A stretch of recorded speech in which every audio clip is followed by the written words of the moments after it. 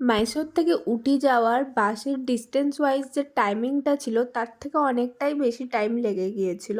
আর এটা খুব স্বাভাবিক, কারণ এত বড় একটা বাস আর পাহাড়ি রাস্তায় যেতে তো টাইম লাগবেই। আমরা প্রায় পৌঁছেছিলাম তখন সন্ধে হয়ে গেছিলো।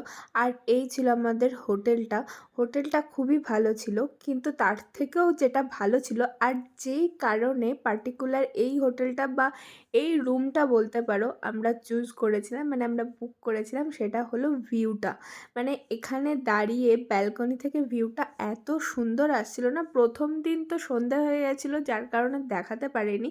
আমি নেক্সট ব্লগে তোমাদের সকালের ভিউটা দেখাবো, যে ব্যালকনিতে দাঁড়িয়ে দাঁড়িয়েই এত সুন্দর একটা ভিউ দেখতে পাওয়া যায়। আর আমরা যেদিন পৌঁছেছিলাম সেদিন ভীষণ ক্লাউডি ছিল আর খুব ঠান্ডা ছিল।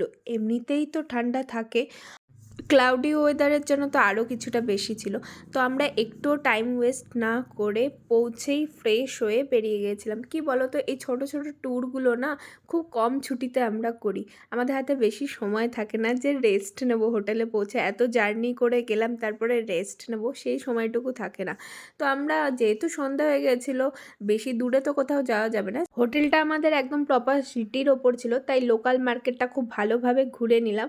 আর এখানকার স্পেশাল কিছু খাবার নিয়ে আমরা ডিনারটা কমপ্লিট করলাম। পরের দিন আমরা কি করলাম সেটা নিয়ে আসছি নেক্সট ব্লগে।